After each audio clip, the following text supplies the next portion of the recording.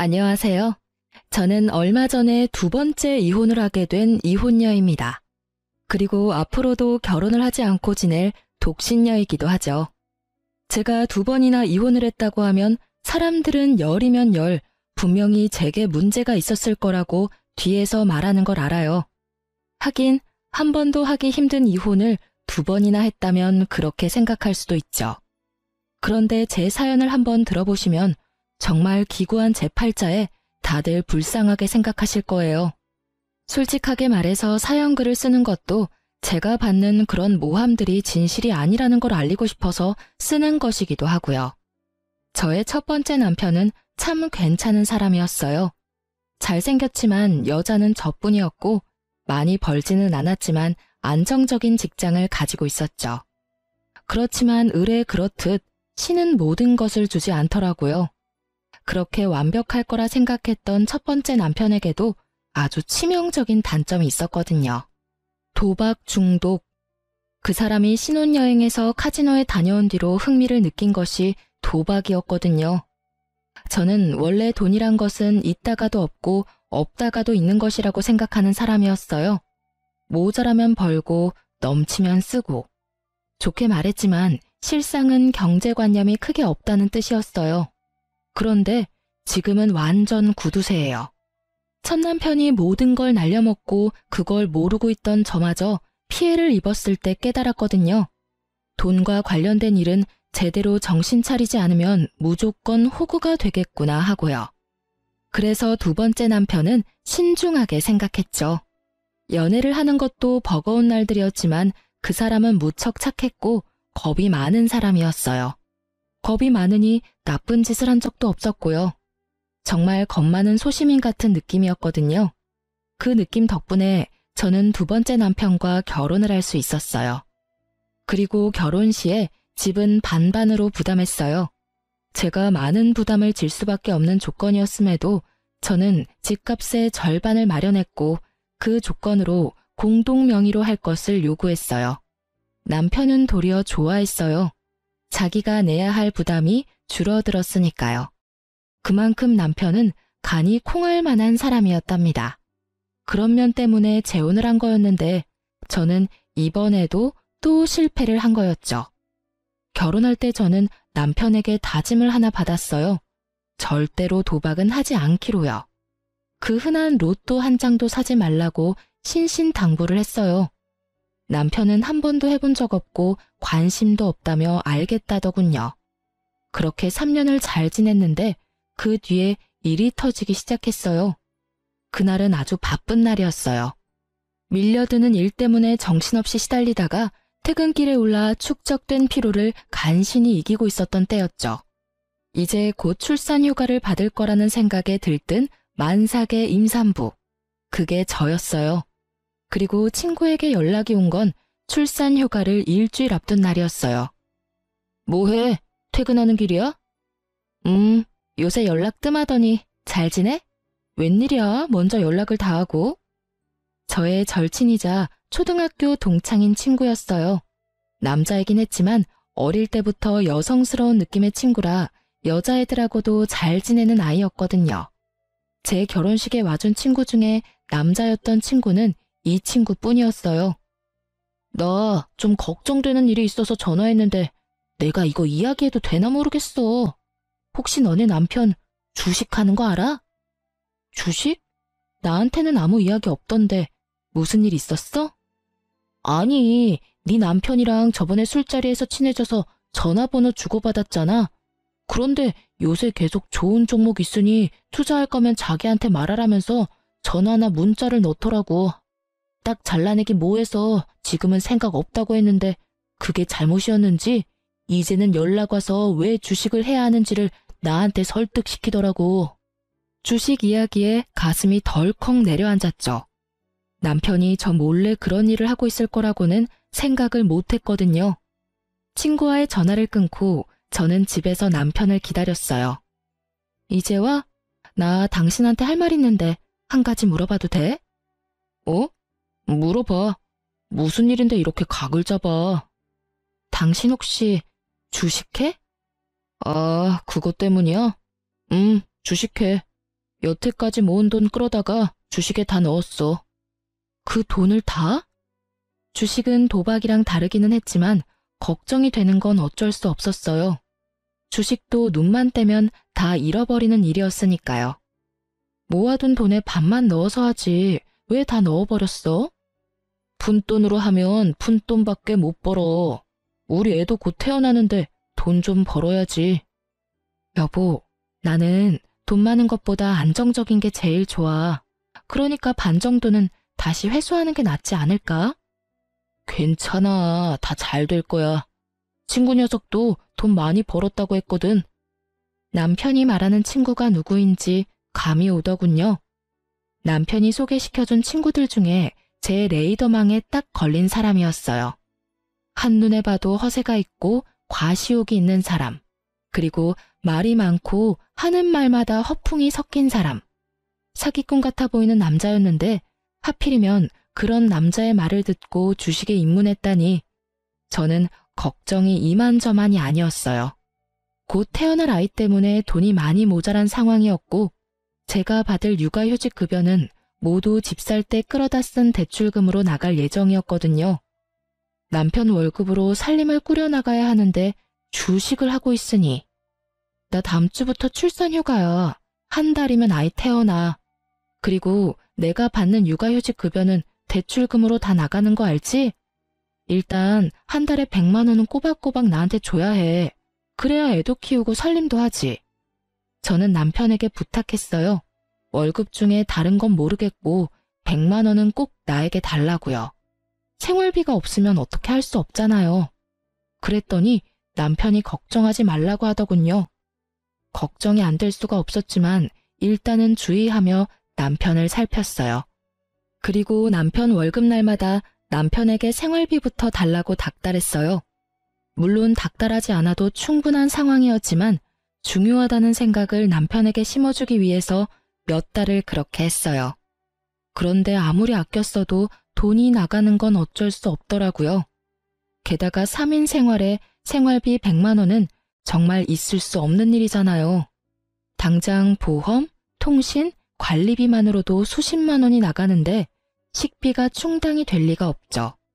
저는 남편에게 생활비를 더 늘려달라고 했지만 남편은 난색을 표하며 안 된다고만 할 뿐이었어요. 그렇게 전전긍긍하던 제게 좋은 생각이 났어요.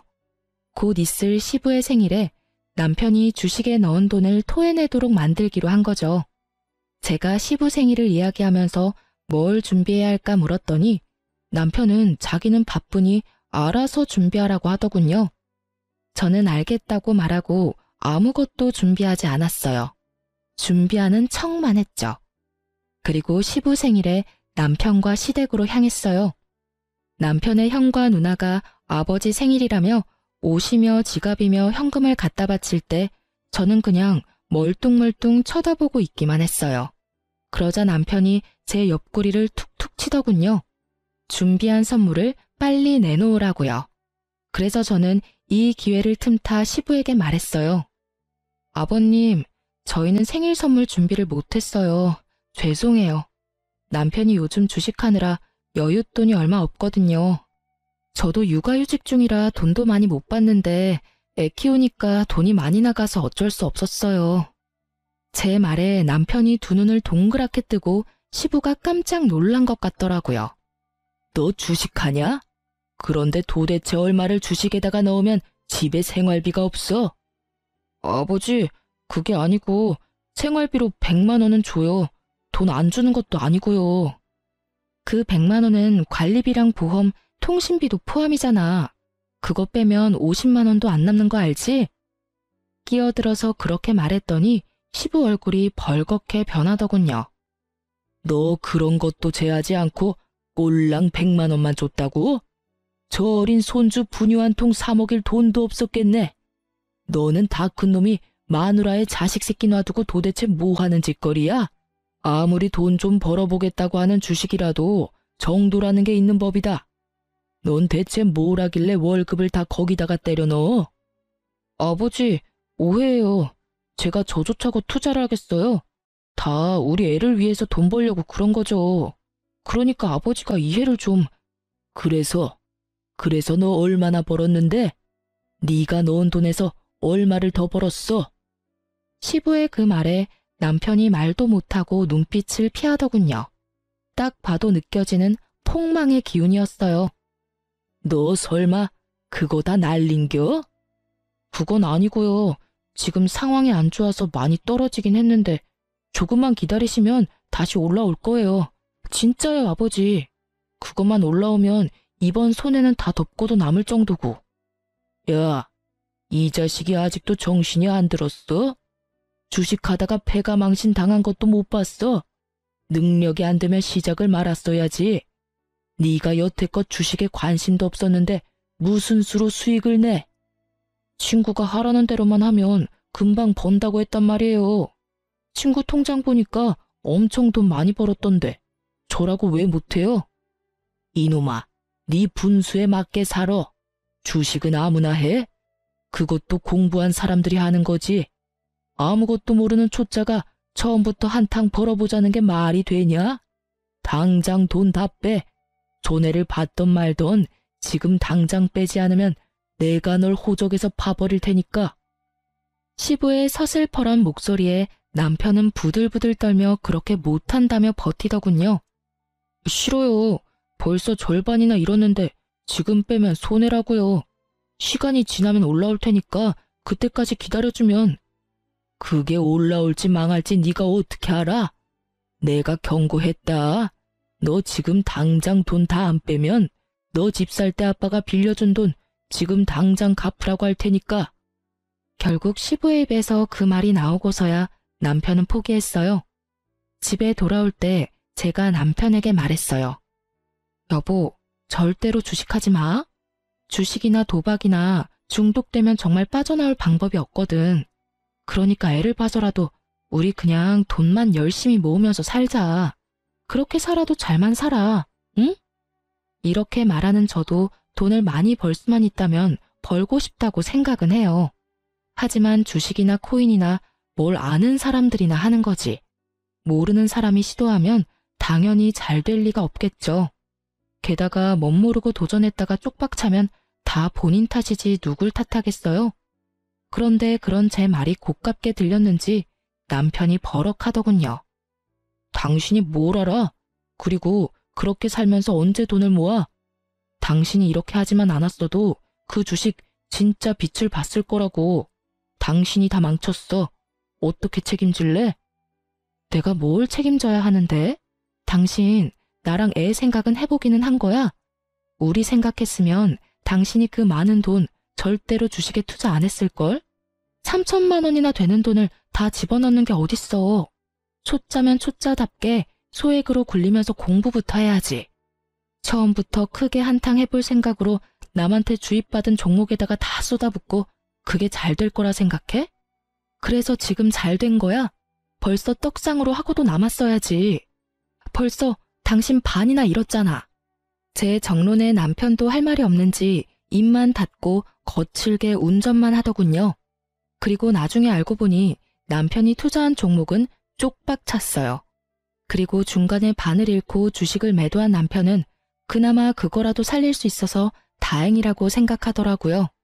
그때 빼지 않았다면 정말로 그 돈들이 휴지 조각이 될 뻔했거든요. 남편은 그걸 보고도 제게 사과 한마디 하지 않더군요. 그래도 저는 문제 삼지 않고 넘어갔어요.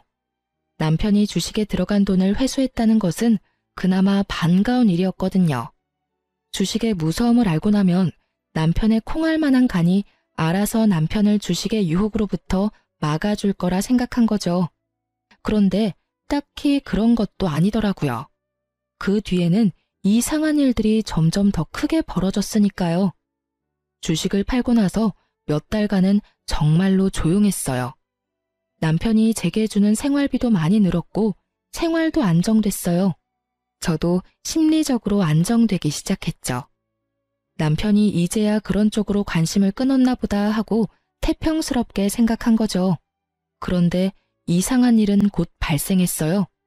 제가 예전에 선물 받아서 쓰지 않고 넣어뒀던 물건을 찾고 있었어요. 그런데 아무리 뒤져봐도 찾을 수가 없었어요. 그래서 남편에게 물어봤죠. 여보, 혹시 여기 있던 가습기 못 봤어? 안방 가습기 청소하다가 떨어뜨려서 깨졌거든. 결국 못 쓰게 돼서 그거 찾는데 안 보이네. 찾던 가습기는 친정오빠가 출산할 때 선물해준 물건이었어요.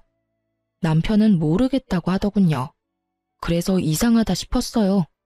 제가 뭔가 정리하다가 잘못 버려버렸나 싶은 생각이 들 정도였죠. 그러면서도 그럴 리가 없는데 하고 생각하던 제게 또 그런 일이 일어나 버렸어요. 여보, 베란다에 넣어둔 밥솥이 안 보이는데 혹시 어디 갔는지 알아? 그 밥솥은 제가 산 밥솥이었어요. 쓰고 있는 물건이 꽤나 쓸만해서 계속 쓰다가 망가지면 그걸로 사용할 생각이었는데 그 새 제품이 깜쪽같이 사라진 거예요. 남편한테 물어보니 남편은 또 모른다고 하니 정말 귀신이 곡할 노릇이었죠. 그래서 저는 혹시나 싶은 마음에 중고 사이트를 들어갔어요. 제가 찾던 밥솥과 가습기 이름을 검색했더니 중고 물건을 올려놓은 사람들이 몇 보이더군요. 그런데 최근 물건 중에 제 물건과 똑같은 물건이 있더라고요. 그리고 그걸 올린 사람이 똑같은 사람이라는 걸 알고서는 그대로 놀라버렸어요. 바로 그 아이디가 남편의 아이디였거든요. 게다가 더 화가 난 건 산지 얼마 안 된 물건도 미개봉 물건도 모두 가격을 반이나 후려쳐서 팔았다는 거였어요. 그 돈이 다 제 주머니에서 나오는데 집에서 남편에게 이야기해봐야겠다 싶어서 그날 빠르게 집으로 갔는데 이번에는 공기청정기가 사라졌더라고요. 얼마 전에 제가 구입한 최신 제품이었거든요. 여보, 여기 있던 공기청정기 어디 갔어? 아, 그거 팔았어. 어차피 별로 효과도 없잖아. 정말 천연덕스럽게 말하는 남편을 보면서 저는 온몸에 소름이 돋는 기분이었어요. 그걸 자기가 왜 팔아? 내가 내 돈 주고 산 거야. 팔아도 내가 팔아야지. 그거 꼴랑 얼마 한다고? 돈 없어서 팔았어. 됐어? 당신이 매달 가져가는 돈 때문에 그렇잖아. 내가 가져가는 돈이 얼마나 된다고 이래? 돈이 없냐고? 나 다시 일 시작하고 생활비 주는 것도 반으로 줄었잖아. 당신 월급은 다 어디다 쓰는 거야? 혹시 아직도 주식해? 저는 혹시나 하는 마음에 남편 폰을 빼앗아 확인부터 했어요. 그런데 주식에는 잔고가 0원이더군요. 가지고 있는 종목도 없고요. 그래서 더 이상했어요. 주식도 도박도 안 하는데 돈이 없다니 이상하잖아요. 당신 밖에 살림 차렸어? 제 말에 남편이 어이없다는 듯이 한숨을 내쉬더군요. 무슨 헛소리야. 그냥 돈이 좀 필요했었어. 내가 돈 어디다 쓰는 것까지 당신한테 말해야 해? 내가 산 물건 팔아치우는데 그걸 내가 몰라야 될 이유도 없지? 말해봐. 그 돈 다 어디다 써? 아니면 당신 혹시 잘렸어? 아니야. 아니라고. 에휴, 너하고 무슨 말을 하냐. 됐다 됐어. 말해보라고. 당신 가습기랑 밥솥도 당신이 갖다 팔았지? 그래, 내가 했다. 됐냐? 돈도 얼마 안 되는 거 팔았다고 생색은. 나중에 갚아주면 될 거 아냐. 그렇게 말하면서 남편이 기분 나쁘다는 티를 팍팍 내면서 밖으로 나가버리더라고요. 그리고 그때 친정엄마에게 전화가 왔어요. 너 잘 지내고 있니? 응, 엄마 무슨 일로 전화했어? 바쁜 일 아니면 내가 다시 전화할게. 아, 바쁜 건 아닌데 네가 꼭 알아야 될 일이라서 전화했는데. 무슨 일인데? 이서방이 좀 이상하지 않니? 얼마 전에 뜬금없이 우리 집에 찾아와서 돈 좀 있냐고 묻더라고. 무슨 일로 그러냐고 했더니 투자를 해주겠다고 하던데. 아무래도 너 첫 번째 결혼해서 그런 일로 이혼했으니까 좀 걱정돼서. 뭐? 투자? 그제야 남편이 뭘 하려는 건지 알게 됐어요. 도박도 아니고 주식도 아닌 투자. 당시 유행 중이던 코인이었죠. 설마 돈 빌려줬어? 돈을 왜 빌려줘? 나 돈 없다고 했지. 그런데 이서방 괜찮긴 한 거니? 모르겠어. 일단 알겠으니까 끊어봐. 혹시라도 아빠나 오빠한테도 잘 말해도 절대로 돈 주지 말라고. 저는 열이 받을 대로 받았어요. 제가 왜 첫 번째 결혼에 이혼했는지 다 아는 남편이 저뿐만이 아니라 제 친정까지 끌어들이려고 했다는 생각에 엄청난 배신감을 느꼈거든요. 저는 남편에게 문자를 보내서 당장 집으로 돌아오라고 했어요. 돌아온 남편은 못마땅한 모습이었고 저는 가까스로 분노를 참으며 대화를 시작했어요. 당신 우리 엄마한테 돈 있으면 투자해주겠다고 했다면서? 그래, 어차피 당신한테 이야기하면 말 시작도 못하고 끊어냈을 거잖아. 그러니까 장모님한테 먼저 말 꺼냈지. 당신 정신 나갔어? 내가 왜 저번 남편이랑 이혼했는지 몰라서 그래? 도박 중독이었다며. 그거랑 나랑 무슨 상관인데? 내가 언제 도박장 들락날락거렸어? 그 사람은 돈 갖다가 불법적인 일에 퍼부은 거고 나는 주식이랑 코인이라는 합법적인 일에 쓰고 있잖아. 코인이랑 주식이 불법이냐? 내가 말했지. 아무것도 모르면 당신이 가지고 있는 소액부터 시작하라고. 그런데 우리 엄마한테 돈을 빌리려고 했잖아. 거기서부터가 문제인 거라고. 그리고 도박이랑 주식 코인이 다르긴 왜 달라? 똑같아. 소액으로 허용 가능한 범위 내에서 하는 건 다 합법이지. 그런데 당신이 감당 못할 금액으로 다 퍼붓고 집안 세간살이까지 팔아가며 하는 건 중독이야. 도대체 코인은 누가 가르쳐 준 거야? 코인도 그 미친놈이 하라고 하든? 그래? 그래, 그 친구가 알려줬다. 왜? 그래서 뭐가 문젠데?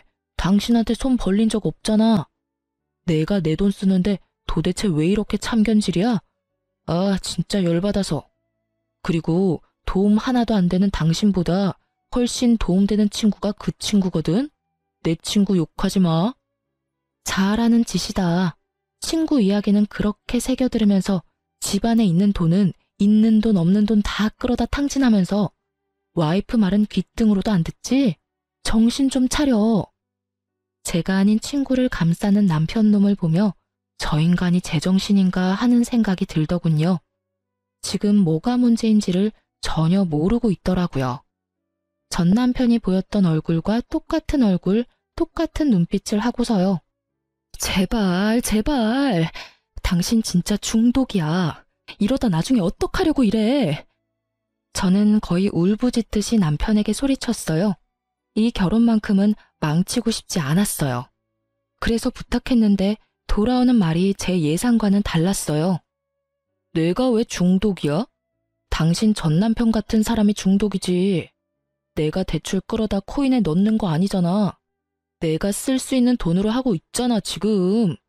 너 전 남편한테도 이런 식으로 굴었어? 전 남편도 사실은 별거 아니었는데 도박 중독인 것처럼 꾸며서 이혼했어. 중독이 뭔지 몰라서 그래? 있는 돈 다 끌어다 쓰는 게 중독이야. 지금 당신 꼴을 좀 보라고. 거기다가 우리 엄마한테 돈까지 빌리려고 했잖아. 당신 진짜 어쩌려고 이래? 결국은 안 빌렸잖아. 그럼 된 거 아니야? 멀쩡한 사람 중독자 만드니까 기분 좋아? 너랑 대화하면 답답해 돌아버리겠다고. 앞으로 이런 이야기 할 거면 나한테 말 걸지 마. 저는 이미 남편이 중독되었다는 사실을 알게 됐어요. 아무리 제가 이야기해도 도돌이표처럼 되돌아올 뿐이라는 것도 깨달았죠. 그래서 남편이 아닌 시모에게 찾아갔어요. 시댁에는 시부는 출타 중이었고 시모만 집에 계셨어요. 저는 시모에게 말했죠. 어머님, 그이가 이번에는 코인에 손을 댔어요. 제발 어머님이 뭐라고 해주세요. 이러다 진짜 집 다 말아먹겠어요. 제 말에 시모가 가만히 제 얼굴을 빤히 보더라고요. 그러더니 어이없는 말 한마디를 하더군요. 예, 너는 그렇게 안 봤는데 사람이 왜 그렇게 속이 좁니? 네 남편이 어련히 알아서 하지 않을까? 아내가 돼서 남편 마음도 헤아리지 못하고 하는 일마다 막아서야 될 일이니? 너도 그렇게 말하지만 말고 남편 하는 일에 귀를 좀 기울여 봐라. 걔도 다 가족을 위해서 그러는 건데. 어머님, 가족을 위한 일이라도 잘못된 방법이에요. 게다가 지금 집에 있는 세간살이도 다 팔아서 코인 할 돈까지 모으고 있다고요. 이게 정상이에요? 어머님이 따끔하게 혼내주셔야죠. 내가 왜 그래야 하니? 그럼 네가 말해봐라. 돈 한 푼이라도 더 벌려고 저렇게 고생하는 아들한테 내가 뭐라고 말해야 되겠니? 시모의 그 모습에 저는 안 되겠다는 생각이 들었어요. 부모가 저 모양이면 남편은 돌아올 가능성이 거의 없었죠. 시부라도 있다면 모를까. 그렇지만 지금 당장 시부는 없었죠. 어머님이 안 해주실 거면 아버님께 부탁할게요. 넌 그렇게 말을 못 알아듣니? 이제 그만 좀 설치고 다녀. 너 때문에 우리 아들 그렇게 눈치 보며 사는 거 내가 모를 줄 알아? 난 절대로 그렇게 놔둘 생각 없어. 꼬우면 네가 나가. 우리 아들 이래라 저래라 조종할 생각 말고. 시모의 말이 선을 넘었다는 것을 알았어요. 결국 저는 다시 한번 이혼을 생각했죠. 하지만 솔직하게 말하자면 저는 2번의 이혼으로 제가 받을 사람들의 눈총이 너무도 큰 걱정이었어요. 남편을 바꿀 수 있다는 생각은 전혀 없었어요. 왜냐고요? 전 남편 일에서 깨달았거든요. 사람 고쳐 쓰는 거 아니라고. 중독은 절대로 못 고친다는 거요. 아시죠? 도박하는 놈은 손모가지 날아가도 한다는 거. 그 말 그대로예요. 중독이 되면 눈에 뵈는 게 없어지거든요. 저와 함께 살며 제가 산 물건들까지 내다 팔 정도면 이미 눈에 아무것도 보이지 않게 된 거죠. 그리고 이때쯤 되면 손절이 답이고요. 저는 집으로 돌아와 남편에게 단호하게 말했어요. 나 당신하고 이혼할 거야. 나는 할 만큼 했고 참을 만큼 참았어. 당신이 가진 코인이 얼마나 잘 될지 나는 상관 안 해. 그게 얼마나 뻥튀기 되든지 간에 나는 그 돈 필요 없으니까. 지금 당신이 나한테 이혼하자고 한 거야? 그래, 내가 하자고 한 거야. 나 더 이상은 못 참으니까. 딴 건 바라지도 않아. 재산 분할 같은 건 다 필요 없어. 다만 이 집, 공동명의고 집값도 내가 반 부담했으니 집값 반은 나한테 줘. 처분을 해도 되고. 당신 지금 뭐 잘못 알고 있는 거 아니야? 당신이 먼저 아무 잘못 없는 나한테 이혼하자고 한 거야. 내가 바람을 피웠어. 당신을 때리기를 했어. 나한테는 아무런 유책 사유가 없잖아. 잘못한 게 없는데 왜 내가 당신한테 위자료를 지급해? 당신이야말로 위자료 나한테 지급해야 할걸? 그 말을 하는 남편놈은 이 상황에서 웃고 있더군요. 자기 생각으로는 자기가 잘못한 게 없으니 위자료도 자기가 받을 거라는 착각을 하고 있더군요. 그 착각을 바로잡아줄 생각도 하지 않았어요. 이미 돈에 눈이 돌아갔더라고요. 그 돈을 코인에 집어넣을 생각으로 가득 찬 남편놈을 보니 씁쓸하기도 하고 착잡하기도 하고 짜증이 나기도 했어요. 이번에도 망쳤다는 생각부터 저놈은 뭘 믿고 저렇게 당당한가 싶은 생각까지 들었죠. 맘대로 생각해. 나는 내 권리 주장할 거고 이혼 소송도 필요하면 할 거야. 당신 얼굴 더는 보기 싫으니까 나는 친정에 있을게. 저는 그렇게 말하고 집에서 나왔어요. 그리고 그날 이후로 남편놈은 열심히 돈을 빌리러 다니더군요. 카드부터 시작해서 제가 하지 말라고 했던 자동차 담보대출까지 받았더라고요. 애 물건 놔두고 온 게 있어서 2주 만에 집에 갔더니 수북하게 쌓여있는 고지서부터 시작해서 텅 빈 집안이 보이더군요. 이미 팔 수 있는 건 다 팔아먹었더라고요. 가격이 나가는 건 전부 다요. 그걸 보면서 어찌나 기가 차던지 이혼하자 말한 게 정말 제 삶을 살렸다는 생각이 들었어요. 저는 집만 챙겨서 밖으로 나왔고 전화 한 통을 받았어요. 남편 사촌 형님이었어요. 네, 안녕하세요. 어쩐 일로 전화까지. 아니, 내가 좀 급해서 그런데 저번에 빌려준 돈 돌려주면 안 될까요? 갑자기 돈을 돌려달라니 당황했죠. 네? 무슨 돈을 말하는 건지. 왜? 그때 남편 통해서 빌려간 돈 있잖아요. 투자해준다고 들고 간 돈 지금 좀 필요하거든요. 죄송하지만 제 계좌로 보내셨나요? 그건 아닌데 남편 앞으로 보냈는데요. 저는 받은 바 없고 투자를 한 적도 없어요. 그런 말을 했다면 제 남편이 가지고 있겠죠. 저한테 전화하셔도 그 돈은 못 돌려받으니 남편에게 말씀하세요. 그치만 돈은 와이프에게 있다고 하던데요. 제 금융기록 보여드릴게요. 전 받은 적 없어요. 그리고 저는 전 남편이 도박 중독으로 이혼해서 주식, 코인, 도박 이런 거 일절 안 하거든요. 만약 투자를 해주겠다고 했다면 제가 아니라 남편이겠죠.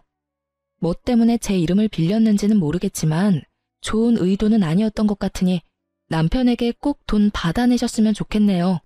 그렇게 전화를 끊고 나니 정말 참던 화가 폭발하는 기분이었어요. 이 인간이 제 이름을 팔아서 돈까지 빌렸다는 사실이 진짜 참을 수 없었어요. 도박 중독자의 행동으로 피해를 본 저에게 이번에는 코인 중독자가 피해를 주려 한다는 사실이 진짜 웃음이 나올 정도로 어이가 없고 열불나는 일이었어요. 결국 이혼 소송 결과 저는 위자료를 받게 됐어요. 남편놈은 제게 위자료와 집값의 반을 지불해야 했고요. 당연한 수순이었어요. 감당 안 될 만큼의 빚을 코인과 주식에 투자하는 남편을 법원에서 그냥 두고 볼 일 없잖아요. 그런데 막상 남편은 가진 돈이 아예 전무했어요.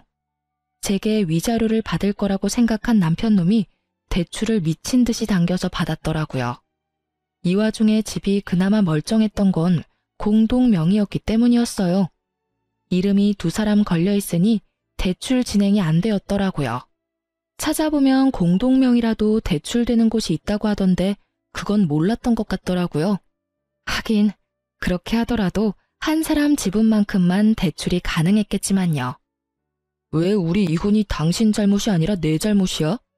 이건 뭔가 잘못됐어. 잘못됐다고. 잘못된 거 하나도 없어. 이게 법원의 결정이야. 그러니까 지금이라도 코인 다 팔고 털고 나와. 그 돈만 있어도 당신 사는 데는 불편함 없을 테니까. 저는 정확하게 남편이 얼마를 코인에 넣었는지 몰랐어요. 그리고 코인의 손익이 어떻게 되는지도 몰랐죠. 다만 한 가지는 정확하게 알 수 있었어요. 언제 빼더라도 빨리 뺄수록 덜 손해본다는 걸요. 왜냐면 코인이 잘 되면 돈을 저렇게 빌릴 리가 없어요. 잘 되면 잘 된 걸로 불려서 또 하면 되니까요. 게다가 코인이 잘 되고 있었다면 제게 순이익을 보여줬겠죠. 아는 척하지 마. 당신이 뭐든지 다 알고 있다고 생각하는 것 같은데 나는 이번에는 포기 안 할 거야. 저번에 주식할 때도 당신 때문에 제대로 해보지도 못하고 다 털어야 했잖아. 이번에는 절대 달라. 내가 받은 정보대로만 하면 2배, 아니 3배까지 뛸 거라고. 당신이나 그때 가서 후회하지 마. 돈 없다고 나한테 들러붙지도 말고. 남편의 그 말은 어디선가 들은 말이었어요. 전 남편이 딱 저렇게 말했거든요. 크게 한탕할 거다. 그때 가서 후회하지 마라. 너한테는 한 푼도 안 줄 거다. 그러고서 지금 살고 있는 꼴을 보면 정말 폐인이 다 된 채로 살고 있거든요. 저는 남편놈의 저 말에 의미를 둘 필요를 못 느꼈어요. 게다가 이 이혼을 빌미로 돈을 더 끌어다 쓰는 그 지독함에 제가 질려버린 거예요. 이미 건널 수 없는 강을 건넜구나 싶었어요. 저와 애라도 살아야 했으니 저 남자를 강제로 떼어냈어요. 산 사람은 살아야 하지 않겠어요? 그럴 일 없고 난 그렇게 번 돈도 필요 없어. 일하는 걸 그런 식으로 다 털어먹고 싶다는데 내가 말릴 이유도 없지. 그리고 이혼하게 되면 더 이상 그럴 필요도 없고 대신 우리 애한테 연락하지 마. 코인 중독자가 애 아빠라고 가르쳐주고 싶지 않으니까. 그리고 당신이 잘 되든 못 되든 앞으로 나한테 연락하지 마. 나는 당신을 이해할 수도 없고 이해하고 싶지도 않은 사람이거든. 그러니까 다시는 마주치지 말자. 저는 모든 게 그냥 무의미하다는 생각이 들었어요. 화를 내고 싶은 마음도 그저 싹 사라졌죠. 지금이라도 이 사람을 설득하면 가정을 지킬 수 있을지도 모를 거라는 꿈 같은 희망 회로를 돌릴 수 있는 상황이 아니었죠. 이 인간 설득이 될 단계가 아니었으니까요. 그렇게 저는 남편과의 대화를 끝냈어요. 이미 판결은 제게 위자료와 재산 분할하라는 내용이었지만 남편이 그걸 들어줄지는 모를 일이었어요. 다만 그 집만 팔면 어떻게든 돈은 마련할 수 있을 테고 남편도 영 돈이 없으면 코인을 팔지 않을까 하는 생각도 했거든요. 그런데 2달 정도 지났나요? 전 남편에게 전화가 왔어요. 마주치지 말자고 연락하지 말라고 한 지 얼마 되지도 않았는데 전화를 하는 전 남편이 답답했지만 전화를 받았어요. 여보, 미안해. 내가 잘못 생각한 것 같아. 정말로 너무 만만하게 보고 시작한 것 같아. 당신이랑 우리 애 없으니까 너무 힘들어. 이혼 다시 생각해주면 안 될까? 뜬금없이 전화한 남편놈은 수화기 너머로 질질 짜고 있더군요. 솔직하게 미안하다거나 불쌍하다는 생각은 전혀 들지 않았어요. 그 뒤에 나올 말들이 대강 예상이 됐거든요. 갑자기 왜 그런 말을 해? 주식이랑 코인은 다 털고 나왔어? 이제 좀 정신이 들어? 코인은 아직 하고 있어. 지금은 똥값이지만 언젠가는 오른다고. 나는 그때만 기다리고 있는 거고. 다른 종목들 다 사라져도 그것만은 끝까지 간다고 했으니까 밀어줘야지. 아직 정신 못 차렸네. 나는 당신이 코인이나 주식을 하든지 말든지 간에 당신이랑 다시 만날 생각 없어. 그렇게 냉정하게 말하지 말고. 잘 들어봐. 내가 당신한테 줘야 할 돈들이 좀 있잖아. 그런데 지금 내 형편으로는 바로 다 갚지는 못해. 그래도 지금 들어가고 있는 코인만 잘 되면 당신 거부터 갚을 거긴 한데 좀만 더 기다려주면 안 될까? 재결합을 말하더니 씨알도 안 먹힐 것 같으니 이번에는 연장을 요구하더군요. 연장 정도야 해줄 수 있었지만 문제는 저놈은 돈이 생기면 무조건 코인부터 할 놈이라는 거였어요.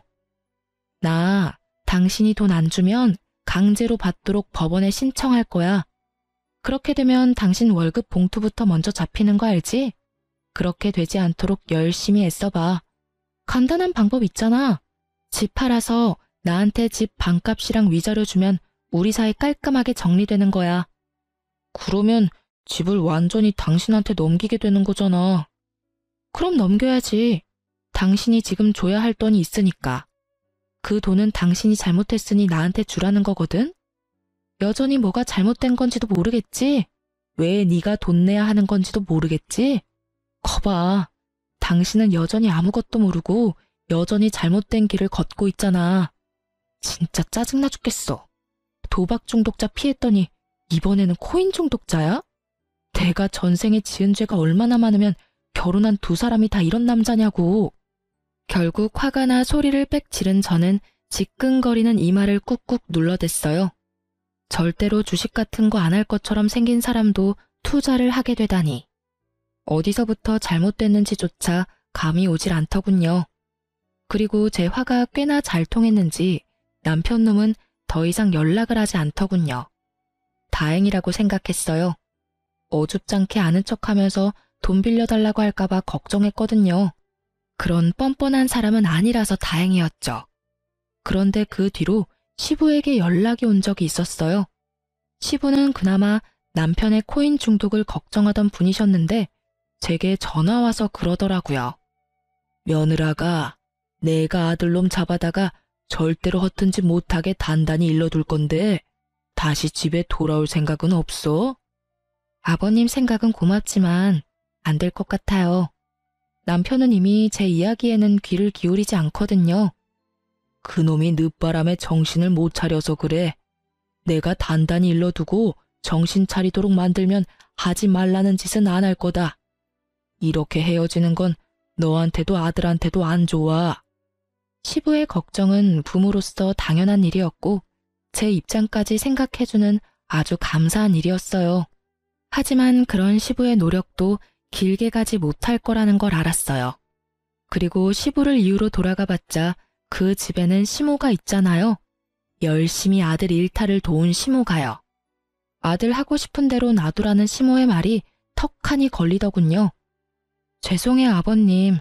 전 제 아이를 코인 중독자 아이로 키우고 싶지는 않아요. 그리고 가난을 물려줄 생각은 더더욱 없고요. 그러니까 더 이상 제게 전화하셔도 의미는 없을 거예요. 이번 이혼 후에는 죽을 때까지 혼자 애 키우면서 살 예정이거든요. 애 보고 싶을 때는 말씀하세요. 아버님 혼자만 오시는 거면 애 보여드릴게요. 그렇게 말하고 전화는 끊었어요. 그 뒤로 연락이 오지는 않았어요. 시부는 남편의 집을 팔도록 강요했더라고요. 안 팔고 어떻게든 돈을 빼려고 용쓰다가 시부에게 들킨 남편은 결국 시댁으로 다시 들어가게 됐고요. 허튼 생각은 하지도 못하도록 시부에게 감시를 당하며 살고 있다고 하더군요. 그리고 그 이후에 남편을 한번 만난 적이 있어요. 완전히 거짓골이 다 되어 있더군요. 남편은 사무직으로 양복을 입고 회사를 다녔었어요. 그런데 오랜만에 본 그 사람은 작업복을 입고 공사장에서 힘든 일을 하고 있더군요. 저는 제 눈이 잘못된 거라고 생각했어요. 일용직이 돈을 아무리 많이 줘도 남편의 직장만큼 돈을 많이 주지는 않았거든요. 사무직이라도 꽤 잘 버는 직장이었는데 왜 그만뒀나 싶었는데 나중에야 그 사실을 알게 됐어요. 제가 남편 사촌에게 돈 갚으라는 연락을 받은 적이 있었잖아요. 남편은 제 이름을 팔아서 주변 사람들에게 돈을 빌리고 다녔더라고요. 그렇게 여기 조금 저기 조금 빌린 돈들이 꽤 규모가 커진 데다가 그렇게나 고대하며 기다리던 코인도 완전히 폭삭 망해서 그 코인 자체가 사라져버리는 엄청난 일을 겪었다고 하더군요. 그때 당시에 팔았으면 조금이나마 건질 수 있었을 텐데 결국 기댈 곳이 아예 사라진 남편놈은 가지고 있던 집부터 팔아서 제게 주고 나머지 빚을 갚아야 할 사람들에게는 일을 그만두고 나온 퇴직금을 받아 빚을 갚았다고 하더군요. 참 웃긴 일이 아닐 수 없어요. 처음부터 제 말을 들었더라면 이렇게 고생할 일도 없고 멀리 돌아갈 일도 없었을 텐데 결국 그렇게 직장 그만두고 다른 직장 들어가려 해도 나이는 많고 그렇다 할 경력은 없는 상태라 같은 직군에서는 취직할 곳이 없었던 모양이에요. 결국은 가장 쉽게 접근할 수 있는 걸 하기로 한 모양이었죠. 세상에 주식이나 코인으로 떡상했다는 사람이 많아질수록 그 밑에 들어가는 이런 소시민들의 돈이 많이 흘러가는 거예요. 저 사람은 되는데 나는 왜 안 돼? 같은 마인드가 사람을 집어삼켜버리는 거죠. 그리고 마누라며 자식이며 다 내팽개치도록 만들어버리고요. 참 무서운 일이에요. 어쨌든 저는 신혼집이었던 집 한 채만은 제 것으로 만들어 아이랑 잘 살고 있어요. 첫 번째 결혼에서는 공동명의 같은 거 없었거든요. 제가 30% 정도 부담을 했음에도 첫 번째 남편 이름으로 해놨었죠. 그랬더니 결국 남편은 그 집마저 다 날려버렸더라고요. 담보대출 한도 끝까지 꾹꾹 눌러담아 다 빼먹고 결국은 제게 줄 위자료도 제대로 갚지 못했거든요. 그래서 처음에 결혼할 때 최대한 제 지분을 넣어서 공동명의로 집을 산 거예요. 공동명의라면 몇 개의 대출기관에서는 상대방의 허락 없으면 대출이 안 되는 걸로 알거든요. 아니면 대출 한도가 확 줄여준다든지 그렇더라고요. 이 집 하나만이라도 살리기 위해 제가 얼마나 노력했는지. 집을 살 때 내 지분이 조금이라도 들어가면 무조건 공동명의로 하는 게 현명한 선택일 거예요. 한번 크게 당해본 경험자가 하는 말이니까요. 주식, 코인 중독자 남편과 재산 없이 이혼하게 된 것도 열받는 판국에 집마저 날려먹을 수는 없잖아요. 집만 있으면, 아니 최소한의 미천이라도 있으면 어떻게든 사라지게 되어 있거든요. 사실 두 번째 이혼을 하고서는 많이 힘들었어요. 초혼도 아닌 재혼을 해서 또 이혼한 거였으니까요. 사람들이 제 탓이 클 거라 예상하며 물어뜯었죠. 그게 너무 스트레스였어요. 그렇지만 지금 주변 사람들도 제 결혼에 대해 대충 알고 있고 저를 이해해주고 있어요. 그리고 지금 이 글을 읽어주시는 분들에게도 감사의 말을 전합니다.